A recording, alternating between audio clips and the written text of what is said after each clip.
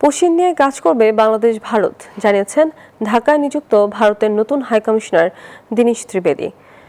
দুপুর 12টার দিকে বেনাপোল স্থলবন্দর পৌঁছালে সাংবাদিকদের সঙ্গে আলাপকালে তিনি কথা বলেন। এ সময় দুদেশের মধ্যে শান্তি ও সম্প্রীতি প্রতিষ্ঠায় একযোগে কাজ করার প্রত্যয় ব্যক্ত করেন তিনি।